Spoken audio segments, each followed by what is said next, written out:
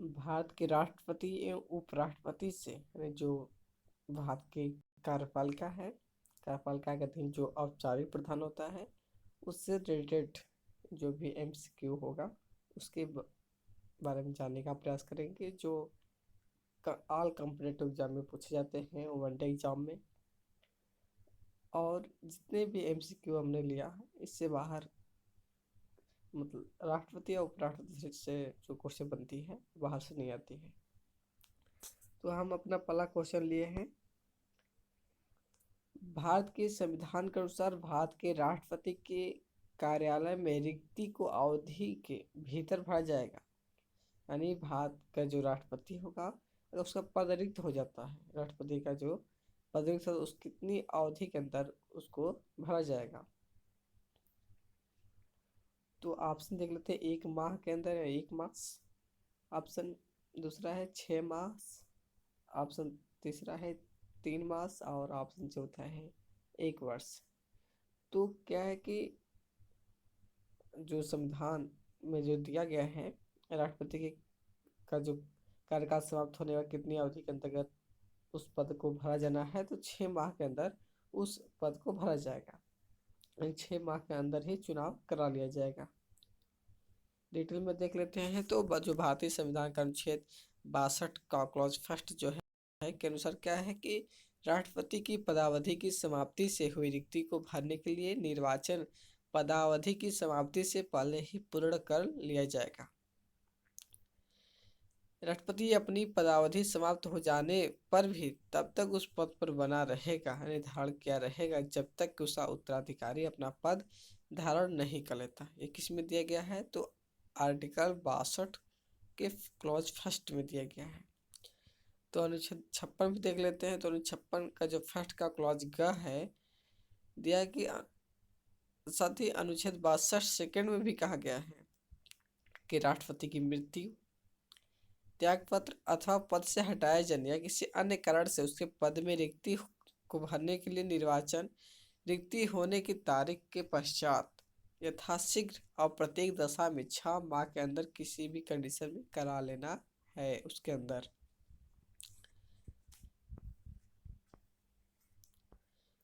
अगला प्रश्न है मेरा, निम्नलिखित में से किसकी नियुक्ति राष्ट्रपति द्वारा नहीं की जाती है? ऑप्शन है राज्यों के राज्यपाल द्वारा,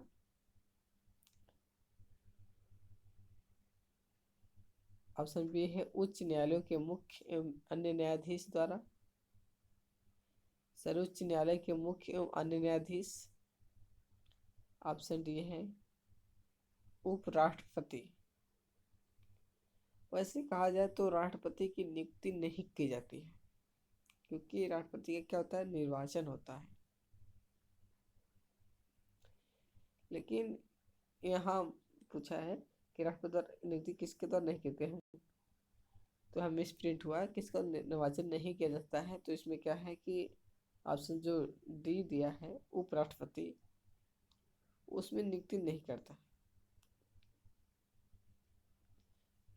भारत के जो राष्ट्रपति को संविधान का अनुसार अनुच्छेद 66 के तहत संसद के दोनों सदनों के सभी सदस्यों द्वारा अनुपातिक प्रतिनिधित्व पद्धति के अनुसार एक संकरण मत द्वारा चुना जाता है, जबकि विकल्पों में दिए गए अन्य पदाधिकारी की नियुक्ति राष्ट्रपति द्वारा की जाती है।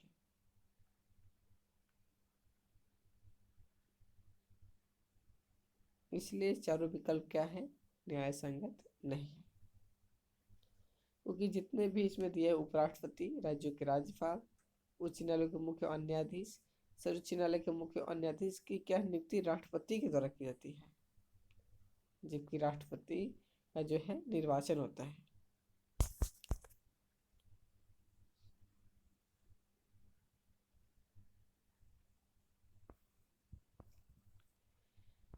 अगला प्रश्न है राष्ट्रपति, एक क्वेश्चन किस में आया था, तो एसएससी स्नातक लेवल 2000 में आया था क्वेश्चन। अगला प्रश्न है राष्ट्रपति द्वारा राष्ट्रीय आपात स्थिति की घोषणा किए जाने के बाद किस अवधि तक उसका अनुमोदन संसद के प्रत्येक सदन द्वारा हो जाना चाहिए? 1 माह के भीतर, 2 माह के भीतर, ऑप्शन तीसरा है 4 माह के भीतर और ऑप्शन 4 है 6 माह के भीतर। तो आपात स्थिति के दौरान जो भी अध्यादेश घोषणा किया जाता है उसका अनुमोदन संसद के प्रत्येक सदन द्वारा 1 माह के अंदर हो जाना चाहिए। तो किसमें दिया है, तो भारतीय संविधान का जो अनुच्छेद 352 क्लॉज फर्स्ट 4 के अनुसार राष्ट्रपति द्वारा अनुच्छेद 352 फर्स्ट के तहत क्योंकि आपात स्थिति की घोषणा का अनुमोदन संसद के प्रत्येक सदन द्वारा 1 माह के भीतर हो जाना चाहिए, अन्यथा वह घोषणा क्या है परिवर्तन में नहीं रहेगा, यानी वो अध्यादेश खत्म हो जाएगा, वह शून्य हो जाएगा। अगला है उपराष्ट्रपति पदेन अध्यक्ष होता है। ऑप्शन है राज्यसभा का, लोकसभा का, योजना आयोग का, राष्ट्रीय विकास परिषद का। तो उपराष्ट्रपति क्या होता है, राज्यसभा का पदेन सभापति होता है। यह संविधान का जो अनुच्छेद 89 क्लॉज फर्स्ट है उसके तहत उपराष्ट्रपति को राज्यसभा का पदेन सभापति होने की व्यवस्था की गई है। उपराष्ट्रपति का मुख्य कार्य क्या है, राज्यसभा में बैठकों की अध्यक्षता करना।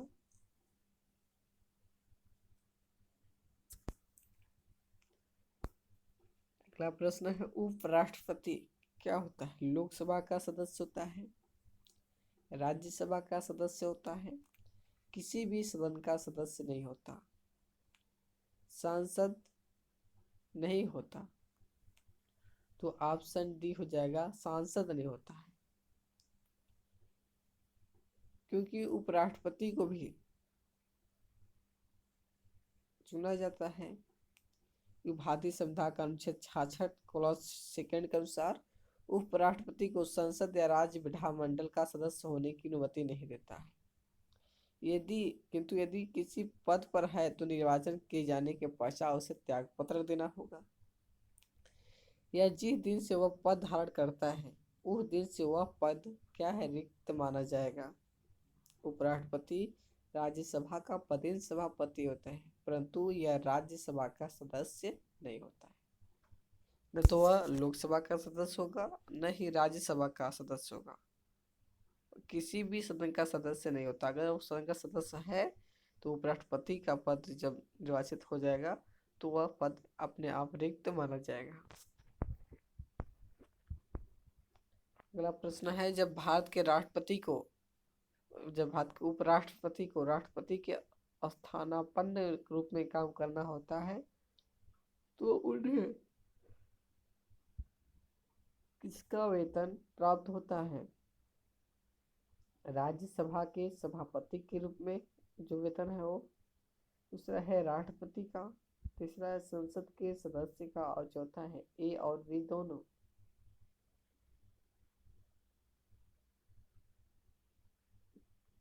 तो जब राष्ट्रपति के कार्यों का कर रहा है, उसके स्थान पर कार्य कर रहा है तो उसको वेतन राष्ट्रपति का मिलेगा। राष्ट्रपति को जो भी सेवाएं भत्ते वेतन मिलती थी वो उपराष्ट्रपति को मिलेगा।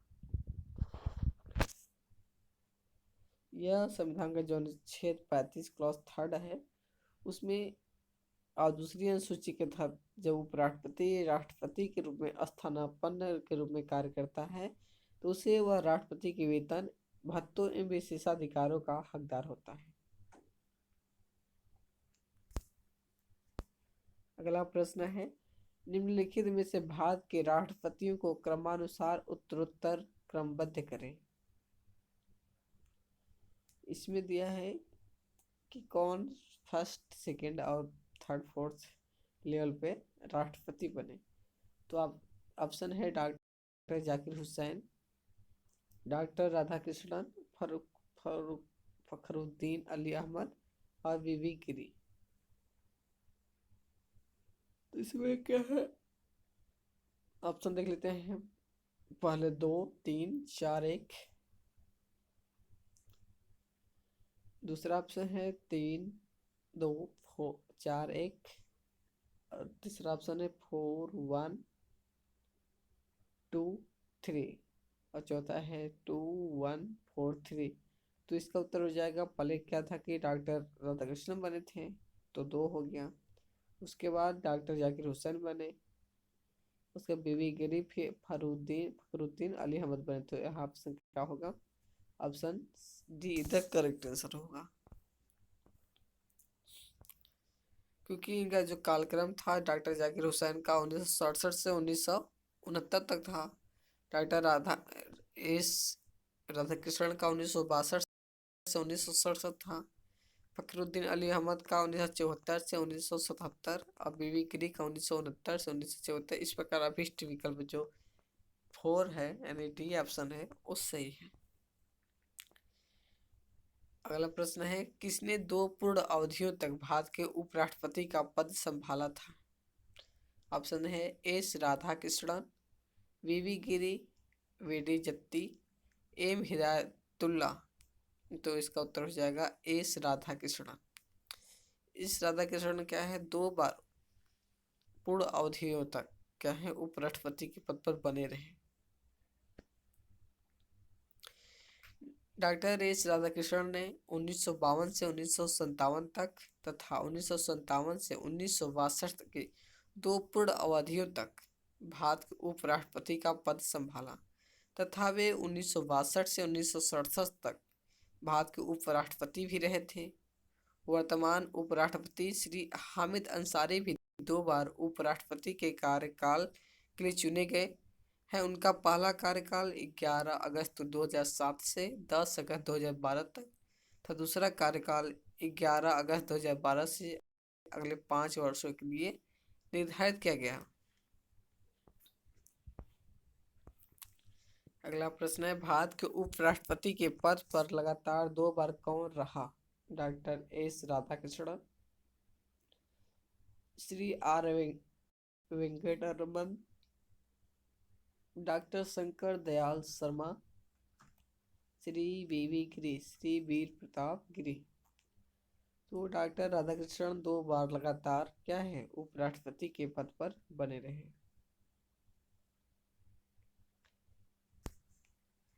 अगला प्रश्न है, राष्ट्रपति द्वारा संसद के दोनों सदनों के लिए कुल कितने सदस्यों को नामित किया जा सकता है?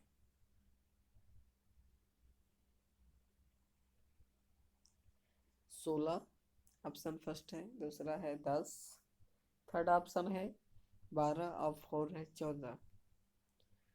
तो क्या है कि इस राष्ट्रपति संसद के दोनों सदनों के लिए 14 सदस्यों को नामित करता है। 12 सदस्य क्या है जो अंगल भारतीय समुदाय के होते हैं, राज्यसभा में मनोनीत करता है, और 2 क्या है जो इंडिया एंग्लो इंडिया समुदाय के वो लोकसभा में व्यक्तियों को नामित करता है। इस प्रकार क्या है 14 व्यक्तियों को संसद के दोनों सदनों में नामित करता है। लेकिन जब 104वां संविधान संशोधन किया गया था तो जो लोकसभा में 2 एंग्लो भारतीय इंडियन समुदाय के जो व्यक्तियों को नामित किया जाता था उसको समाप्त कर दिया गया है।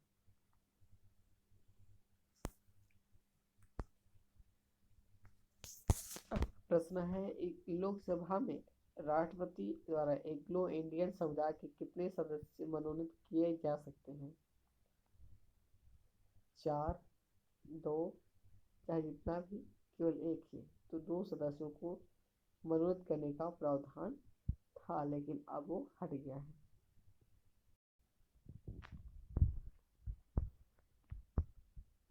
अगला प्रश्न है, राष्ट्रपति द्वारा संसद के लिए कितने तो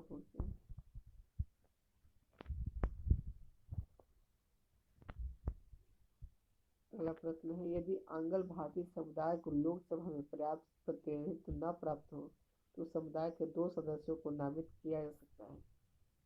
किसके द्वारा किया जा सकता है?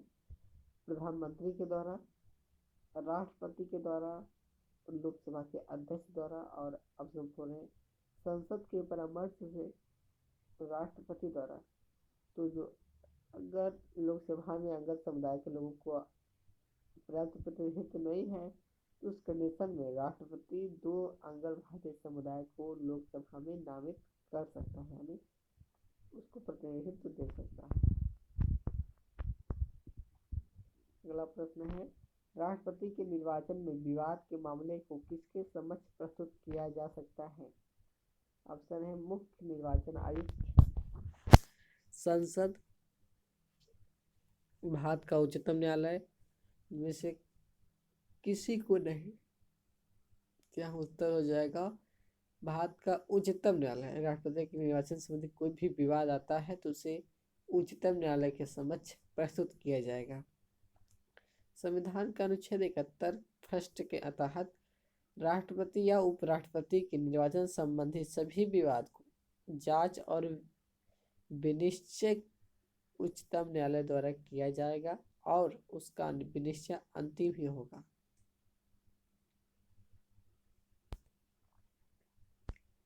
अगला प्रश्न है, भारतीय संविधान के अनुसार केंद्रीय मंत्री किसकी इच्छा रहने तक पद संभालेंगे? भारत के राष्ट्रपति, भारत के प्रधानमंत्री, संसद और सर्वोच्च न्यायालय। तो ऑप्शन ए हो जाएगा भारत के राष्ट्रपति। संविधान के जो अनुच्छेद 75 फर्स्ट के तहत केंद्रीय मंत्री राष्ट्रपति के प्रसाद पर्यंत अर्थात जब तक राष्ट्रपति की संवैधानिक इच्छा है पद धारण करते हैं। अगला प्रश्न है, राज्यसभा के सदस्य का निर्वाचन कितनी अवधि के लिए होता है? 2 वर्ष, 4 वर्ष, 5 वर्ष और 6 वर्ष। तो राज्यसभा के सदस्य का निर्वाचन 6 वर्ष के लिए होता है और जिनकी अधिकतम सदस्य संख्या है वह 250 हो सकती है, जिसमें क्या है राज्यसभा द्वारा राष्ट्रपति द्वारा नामित किए जाने वाले 12 सदस्यों तथा राज्यों एवं संघ राज्य क्षेत्रों के 238 से अनधिक प्रतिनिधियों से मिलकर बनती है। इसके सदस्य क्या है 6 वर्ष के लिए चुने जाते हैं। अस्थायी सदन होने के कारण राज्यसभा का विघटन नहीं होता है। इसके 1/3 सदस्य प्रत्येक 2 वर्ष की समाप्ति पर निवृत्त होते हैं और उसके स्थान पर नए सदस्यों का चुनाव हो जाता है। अनुच्छेद 83 का फर्स्ट, जिनके स्थान पर 6 वर्षीय कार्यकाल के लिए नए सदस्य चुने जाते हैं। अगला प्रश्न है, राज्यसभा के लिए राष्ट्रपति द्वारा कितने सदस्य नामित किए जाते हैं? राज्यसभा के लिए राष्ट्रपति द्वारा कितने सदस्य नामित किए जाते हैं? तो ऑप्शन है 1, 2, 12, 15 और 20। तो राज्यसभा के लिए 12 सदस्यों को नामित किया जाता है राष्ट्रपति के द्वारा। अगला प्रश्न है, राष्ट्रपति राज्यसभा के लिए उन व्यक्तियों में से जो कला, साहित्य, सामाजिक सेवा एवं आदि के क्षेत्र में ख्याति प्राप्त हैं, लिखित में कितने व्यक्तियों का नामांकन कर सकता है? 4, 8, 12, उपरोक्त में से कोई नहीं तो 12 सदस्यों को नामित कर सकता है।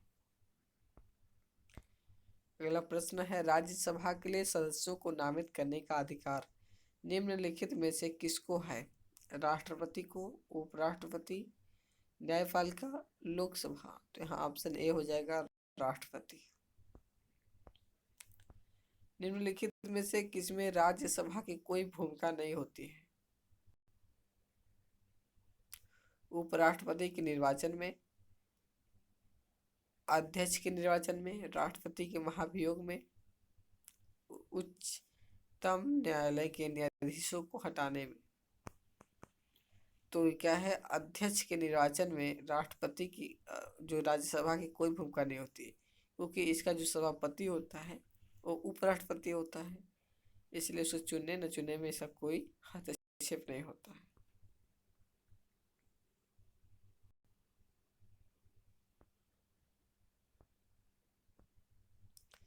अगला प्रश्न है, भारत के उपराष्ट्रपति को कौन निकाल सकता है? मंत्रिपरिषद की सलाह से राष्ट्रपति, राष्ट्रपति की सम्मति से लोकसभा, लोकसभा की सहमति से राज्यसभा, राष्ट्रपति की सहमति से राज्यसभा। तो लोकसभा की सहमति से राज्यसभा, यानी कि महाभियोग की प्रक्रिया द्वारा। भारतीय संविधान के अनुच्छेद 67 क्लॉज बी के तहत उपराष्ट्रपति राज्यसभा के ऐसे संकल्प द्वारा अपने पद से हटाया जा सकेगा जिसे राज्यसभा के तत्कालीन मत सदस्यों के बहुमत ने पारित कर दिया और जिसे लोकसभा सहमत है। अगला प्रश्न है, यदि लोकसभा का अध्यक्ष त्यागपत्र देना चाहे तो अपना त्यागपत्र निम्न में से किसको संबोधित करेगा? भारत के राष्ट्रपति, उपाध्यक्ष, प्रधानमंत्री और मंत्रिमंडल। तो अपना जो त्यागपत्र होगा उपाध्यक्ष के पास देगा।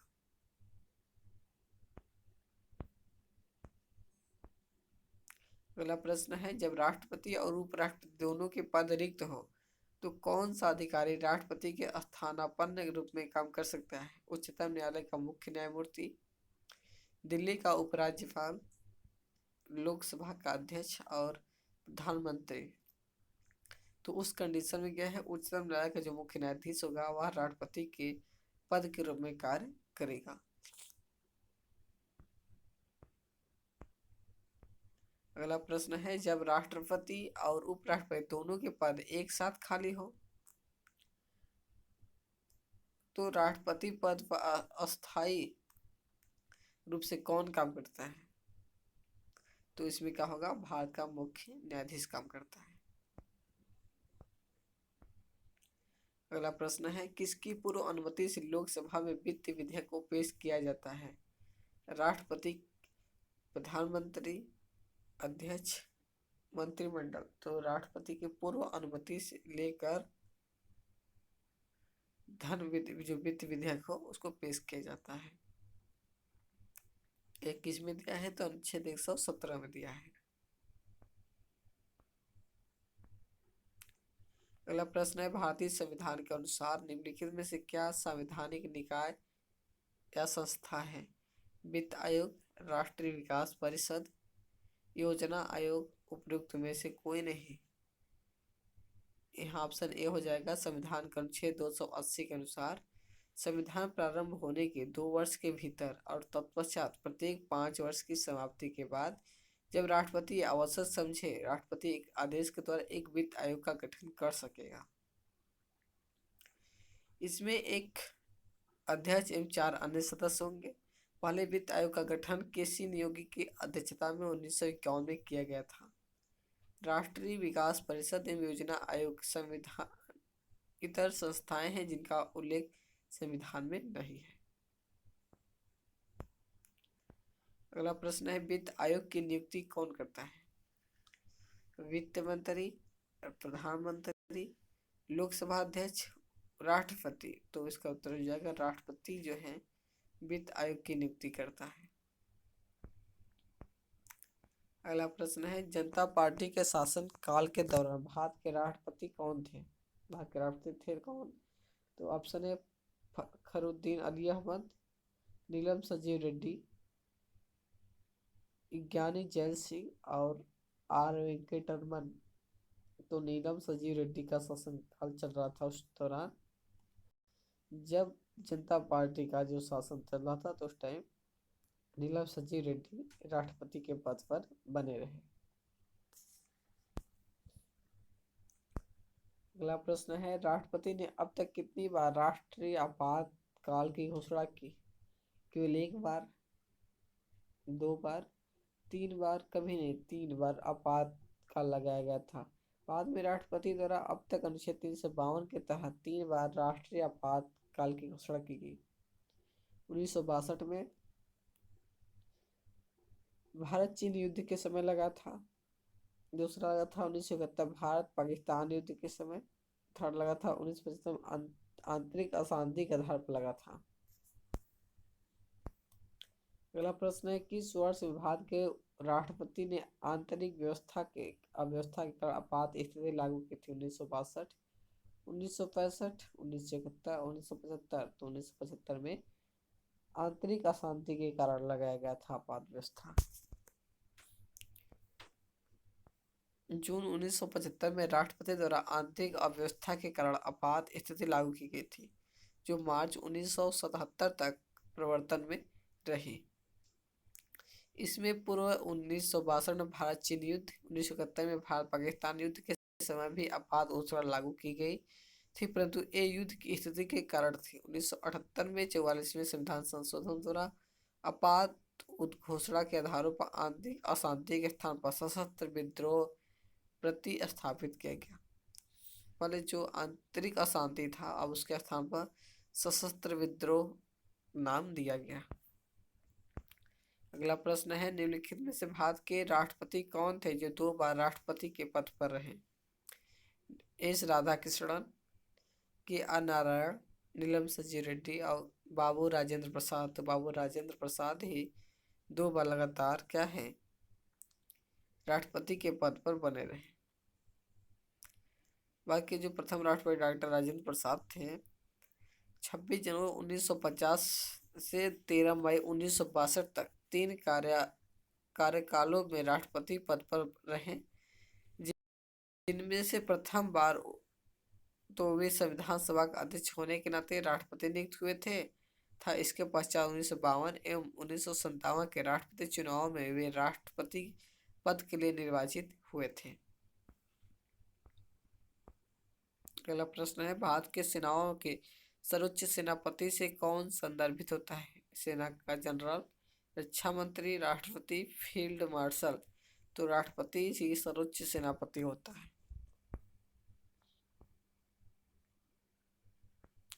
वो सेनाओं का क्या होता है? कमांडर इन चीफ होता है। अगला प्रश्न है, देश की सशस्त्र सेनाओं का सर्वोच्च कमांडर इन चीफ कौन है? रक्षा मंत्री, प्रधानमंत्री, तीनों सेवाओं में से वरिष्ठतम चीफ, राष्ट्रपति। तो प्रयुक्त उत्तर हो जाएगा डी, राष्ट्रपति सर्वोच्च सेनाओं का जो कमांडर इन चीफ होता है। अगला प्रश्न है, निम्नलिखित में से वे व्यक्ति कौन है जो अनुच्छेद 143 के अधीन किसी मामले को सलाहकारी राय के लिए भारत के उच्चतम न्यायालय को भेज सकते हैं? ऑप्शन है भारत के राष्ट्रपति, राज्यपाल, उपराज्यपाल, राष्ट्रपति तथा राज्यपाल। तो यहाँ ऑप्शन हो जाएगा भारत के राष्ट्रपति। आगे संविधान का जो अनुच्छेद 143 के अधीन भारत का राष्ट्रपति विधि या तथ्य के सार्वजनिक महत्व का प्रश्न उपस्थित होने पर संबंधित मामले को सलाहकारी राज्य के लिए भारत के उच्चतम न्यायालय को भेज सकता है, परंतु न्यायालय ऐसी सलाह देने के लिए तथा राष्ट्रपति दी गई सलाह को मानने के लिए बाध्य नहीं होगा।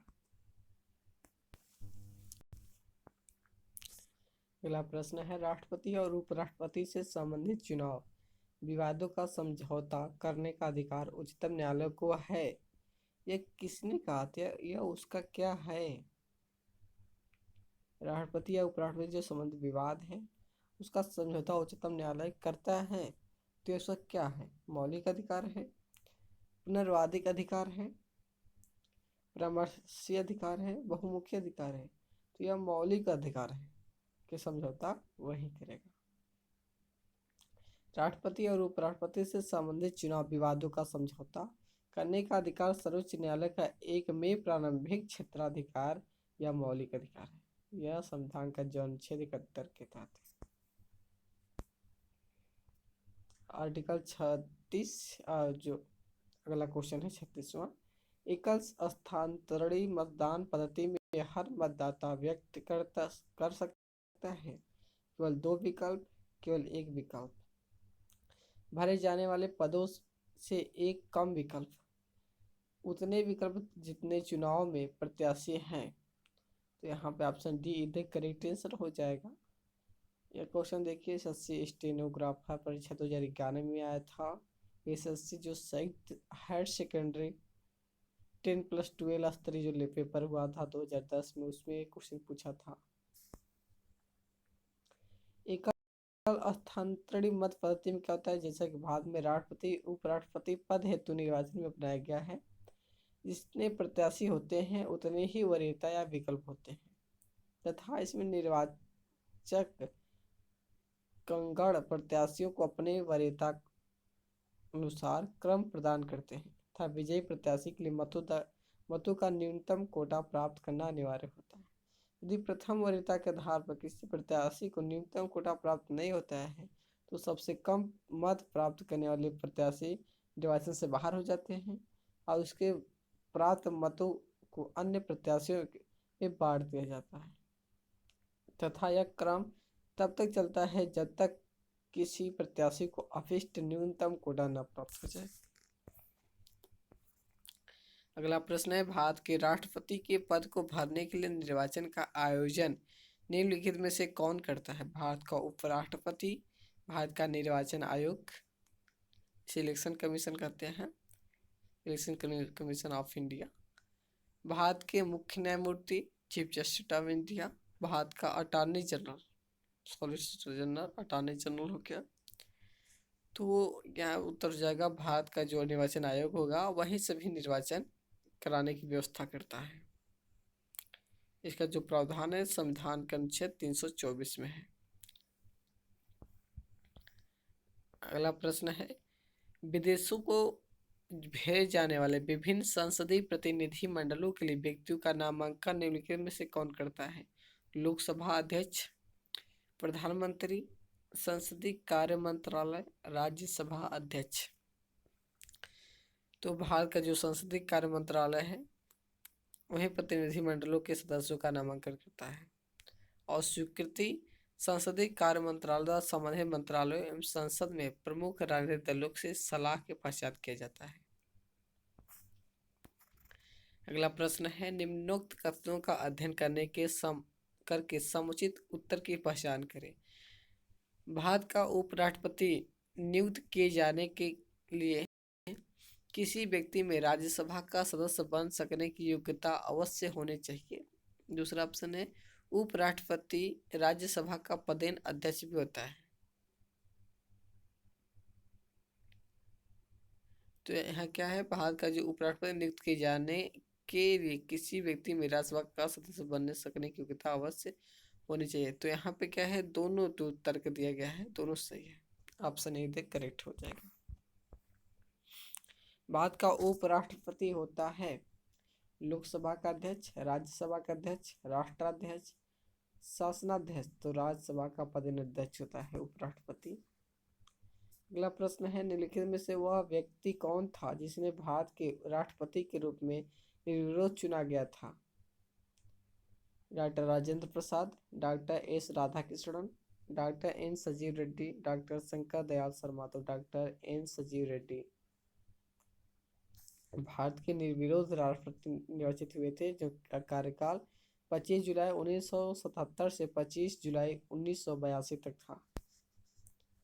अगला प्रश्न है, भारत के उस राष्ट्रपति का नाम बताएं जो निर्विरोध चुना गया था। तो ये डॉक्टर नीलम संजीव रेड्डी हो गए। अगला प्रश्न है, भारत के निम्नलिखित पदासीन उपराष्ट्रपति में से किसने राष्ट्रपति के पद के लिए चुनाव लड़ा और हार गया? तो भैरों सिंह शेखावत इसमें लड़े थे और हार गए थे, जबकि राधाकृष्णन जीते थे, बीसी भी। तो यहाँ सी क्या है, हार गए थे। तो ऑप्शन सी करेक्ट हो जाएगा।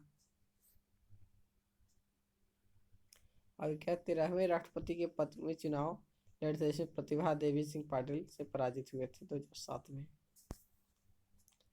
भारत का पहला और राजनीतिक राष्ट्रपति कौन था? Doctor Zakir Hussain, doctor APJ Abdul Kalam, doctor S Radhakrishnan, doctor Rajendra Prasad. तो डॉक्टर एपीजे अब्दुल कलाम क्या थे, राजनीतिज्ञ नहीं थे, वो क्या थे, वैज्ञानिक थे।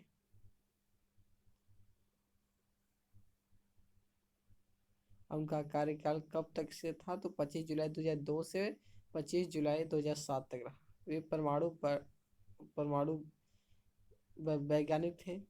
उन्होंने ही विजन 2020 था पूरा योजना के माध्यम से राष्ट्रीय विकास हेतु सरकार से को प्रेरित किया। उन्हें अमेजन का राष्ट्रपति या पीपुल्स प्रेसिडेंट भी कहा जाता है। अगला प्रश्न है, राष्ट्रपति संविधान के किस अनुच्छेद के अंतर्गत राष्ट्रीय आपात स्थिति घोषित कर सकता है? अनुच्छेद 352, अनुच्छेद 360, अनुच्छेद 356, अनुच्छेद 361। तो संविधान का जो अनुच्छेद 352 है इसके अंतर्राष्ट्रीय आपात घोषणा, इसके अंतर्गत ही राष्ट्रीय आपात की घोषणा घोषित की जाती है। 44वें संविधान संशोधन के अनुसार सशस्त्र विद्रोह या बाह्य आक्रमण की स्थिति में राष्ट्रीय आपात घोषणा की जाएगी। अब तक भारत में 3 बार 1962, 1971 और 1975 में राष्ट्रीय आपात लागू किया गया था, जो संपूर्ण देश में था। अगला प्रश्न है, संवैधानिक प्रणाली के असफल हो जाने पर किसी राज्य में राष्ट्रपति शासन संविधान की किस धारा के अंतर्गत लागू किया जाता है? अनुच्छेद 352, अनुच्छेद 356, अनुच्छेद 360 और 350। तो 356 के अधीन क्या है? संवैधानिक तंत्र विफल हो जाने पर राष्ट्रपति शासन लगाया जाता है। अगला प्रश्न है, यदि राष्ट्रपति त्यागपत्र देना चाहे तो अपना त्यागपत्र किसे संबोधित करेगा? भारत के मुख्य न्यायाधीश को, लोकसभा के सचिव को, उपराष्ट्रपति को, प्रधानमंत्री को? तो इसका उत्तर हो जाएगा उपराष्ट्रपति को अपना त्यागपत्र देगा।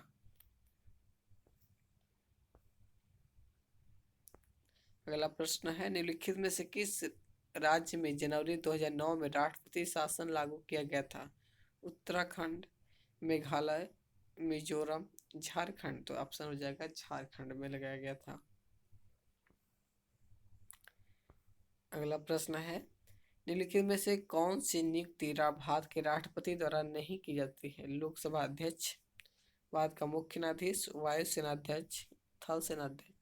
तो लोकसभा के अध्यक्ष का जो नियुक्ति होता है वो राष्ट्रपति नहीं करता है। लोकसभा अध्यक्ष का निर्वाचन लोकसभा सदस्यों के द्वारा किया जाता है। राष्ट्रपति अपनी कार्यपालिका शक्तियों के अधीन भारत के मुख्य न्यायाधीश, वायुसेना, थल सेना के अध्यक्ष की नियुक्ति करता है। अगला प्रश्न है, निम्नलिखित में से कौन सी नियुक्ति भारत के राष्ट्रपति के अधिकार में नहीं है? भारत का मुख्य न्यायाधीश, अध्यक्ष वित्त आयोग का, थल सेना, लोकसभा का अध्यक्ष? तो लोकसभा का अध्यक्ष क्या है, उसके अधिकार क्षेत्र में नहीं है उसका नियुक्ति। अगला प्रश्न है, भारत के राष्ट्रपति के चुनाव के लिए नागरिक को कितनी आयु पूरी कर लेनी चाहिए? 25 वर्ष, 30 वर्ष, 35 वर्ष और 18 वर्ष? तो राष्ट्रपति के लिए 35 वर्ष की आयु पूरी करना अनिवार्य होता है। भारत के राष्ट्रपति पद के लिए चुनाव लड़ने वाले उम्मीदवार की न्यूनतम आयु क्या निर्धारित है? 35 वर्ष,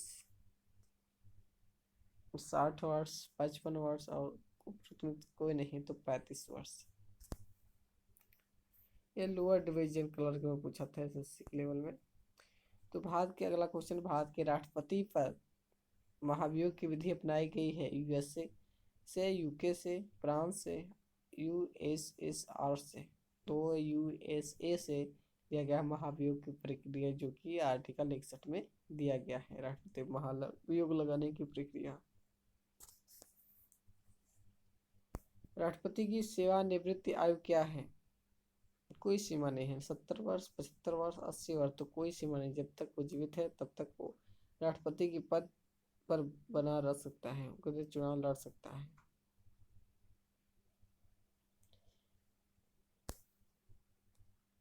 अगला प्रश्न है, भारत के राष्ट्रपति पद के लिए निर्धारित अधिकतम आयु सीमा कुछ भी नहीं है। अगला प्रश्न है, संसद के दोनों सदनों का संयुक्त सत्र कौन बुला सकता है? राष्ट्रपति, प्रधानमंत्री, लोकसभा अध्यक्ष, उपराष्ट्रपति? तो राष्ट्रपति ही दोनों सदनों के संयुक्त सत्र को आहूत करता है, बुलाता है नहीं। देखिए, इसकी अध्यक्षता लोकसभा अध्यक्ष द्वारा की जाती है। संविधान में कितने प्रकार के आपातकालों का प्रावधान है? 1, 2, 3 प्रकार, 4 प्रकार? तो 3 प्रकार के जो है आपातकाल की व्यवस्था है, जिसमें 352 के तहत राष्ट्रीय आपात घोषणा होती है, 356 के तहत राष्ट्रपति शासन और 360 के तहत वित्तीय आपातकाल की घोषणा होती है। यह डाटा एंट्री ऑपरेटर से पूछा था। भारत के राष्ट्रपति के पास आपात अधिकार है 4 प्रकार के, 2 प्रकार के, 5 प्रकार के, 3 प्रकार के। 3 प्रकार के पद के राष्ट्रपति के पास आपात का लागू करने का शक्ति है। अगला प्रश्न है, राष्ट्रपति को किस अनुच्छेद के अंतर्गत यह अधिकार प्राप्त है कि वह वित्तीय आपात का लागू कर सकता है? वित्तीय आपात का लागू किसके द्वारा होता है? तो अनुच्छेद 360 के तहत। 356 के तहत राष्ट्रपति शासन, 352 के तहत क्या होता है, राष्ट्रीय आपात घोषणा होती है। अगला प्रश्न है, भारत में किस प्रकार की आपात स्थिति अभी तक केवल एक बार लागू की गई है? आंतरिक आपात स्थिति, राज्य आपात स्थिति, बाह्य आपात स्थिति और वित्तीय आपात स्थिति। तो आंतरिक आपात स्थिति। आपातकाल जो था 25 जून 1975 से 21 मार्च 1977 भारतीय इतिहास में 21 महीने का वह समय था जब तत्कालीन प्रधानमंत्री इंदिरा गांधी की सलाह पर तत्कालीन राष्ट्रपति फखरुद्दीन अली अहमद ने भारतीय संविधान की धारा 352 के अंतर्गत आपातकाल की घोषणा की थी।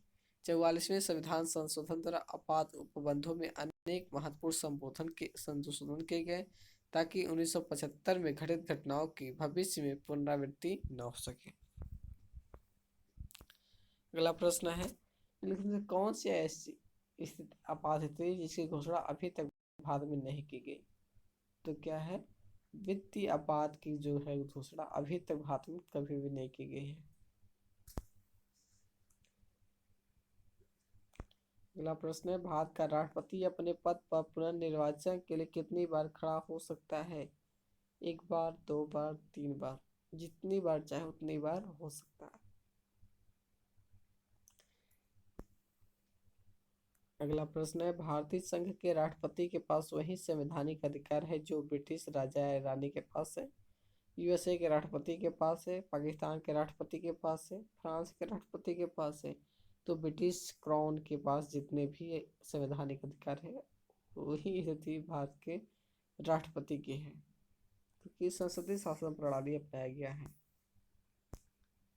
अगला प्रश्न है, निम्नलिखित में वह कौन सा व्यक्ति है, वह व्यक्ति कौन है जिसे भारतीय संविधान के तहत आपातकाल की घोषणा करने के लिए अंतिम प्राधिकारी माना जाता है? राष्ट्रपति, प्रधानमंत्री, मंत्रिपरिषद, संसद? तो राष्ट्रपति के बाद अंतिम शक्ति है।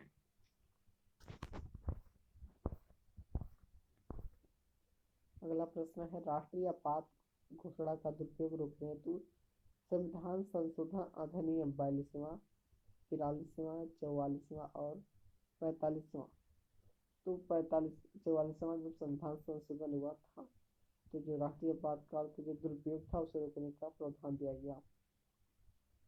राष्ट्रीय आपात घोषणा का दुरुपयोग रोकने हेतु 1978 में 44वां संविधान संशोधन द्वारा अनुच्छेद 352 में अब यह व्यवस्था की गई राष्ट्रीय आपात घोषणा केवल उसी समय तक की जा सकेगी जब मंत्रिमंडल लिखित रूप में राष्ट्रपति को ऐसे घोषणा करने के लिए कहे। इस संशोधन द्वारा आंतरिक अशांति के स्थान पर सशस्त्र विद्रोह पदावली रखी गई। अतः अब आपात घोषणा सशस्त्र विद्रोह से आंतरिक अशांति होने पर की जा सकती है। अगला प्रश्न है, लोकसभा में कोई भी विधेयक निम्न में से किसकी पूर्वानुमति लिए बिना प्रस्तुत नहीं किया सकता? उपराष्ट्रपति के बिना, राष्ट्रपति, प्रधानमंत्री और वित्त मंत्री। तो राष्ट्रपति की अनुमति के बिना धन विधेयक किसी भी सदन में नहीं लाया जा सकता है। अगला प्रश्न है, राष्ट्रपति का अध्यादेश कितनी अवधि के लिए लागू होता है? 3 महीने, 6 महीने, 9 महीने और अनिश्चित काल। तो 6 महीने के लिए उसका अध्यादेश कानून की भांति रहता है, फिर उसके बाद संसद के सदनों से क्या है, अनुमोदन कराना पड़ता है, नहीं तो वह स्वतः समाप्त हो जाती है। अगला प्रश्न है, भारत सरकार का संवैधानिक अध्यक्ष कौन होता है? राष्ट्रपति, प्रधानमंत्री, भारत का मुख्य न्यायाधीश, महान्यायवादी। तो ऑप्शन हो जाएगा ए द करेक्ट आंसर, राष्ट्रपति। अगला प्रश्न है, निम्नलिखित में से कौन सा अपना पद राष्ट्रपति की संस्तुष्टि के दौरान धारण करता है? प्रधानमंत्री, राज्यपाल, चुनाव आयुक्त, लोकसभा का अध्यक्ष। तो राज्यपाल राष्ट्रपति की संतुष्टि के दौरान पद धारण करता है, क्योंकि राष्ट्रपति ही राज्यपाल की नियुक्ति करता है। अगला प्रश्न है, भारत के उपराष्ट्रपति का चुनाव किया जाता है संसद के दोनों सदनों द्वारा, राज्यसभा के सदस्यों द्वारा, संसद के निर्वाचित सदस्यों द्वारा, संसद और राज्य विधानमंडल के सदस्यों द्वारा। इसका उत्तर हो जाएगा संसद के सदस्यों द्वारा। भारत के उपराष्ट्रपति का चुनाव संसद के दोनों सदनों के सदस्यों द्वारा आनुपातिक प्रतिनिधित्व पद्धति के आधार पर एकल संकरणीय मत द्वारा किया जाता है, जो कि आर्टिकल 66 में दिया गया है। अगला और लास्ट प्रश्न है, भारत के राष्ट्रपति पर महाभियोग चलाया जा सकता है विशेष रूप से गठित अधिकरण द्वारा, उच्चतम न्यायालय द्वारा, केंद्रीय मंत्रिमंडल द्वारा, संसद द्वारा। तो संसद द्वारा क्या है, भारत के राष्ट्रपति पर महाभियोग चलाया जाता है, जो आर्टिकल 61 में दिया गया है। ऐसा प्रस्ताव लाने के लिए क्या होता है, राष्ट्रपति को 14 दिन पहले ही बता दिया जाता है, नहीं नोटिस दे देना आवश्यक होता है। इसके अतिरिक्त महाभियोग के संकल्प को संसद के कम से कम 1/4 सदस्यों के हस्ताक्षर सहित क्या है, प्रस्तावित होना चाहिए। और अनुमोदन के लिए क्या है, 2/3 सदस्यों द्वारा क्या है, उसको पारित भी करना चाहिए। ठीक है, आज के लिए वीडियो यहीं समाप्त होता है। राष्ट्रपति और उपराष्ट्रपति से जितने भी MCQ था हमने उसका रिटर्न में देखा, जो SSC लेवल के सभी stenographer, IPO, MTS, CGL, CGL जो भी एग्जाम हुए उसमें सब आया हुआ क्वेश्चन है। ठीक है, आज के लिए यही समाप्त होता है। नेक्स्ट वीडियो में देखेंगे आप।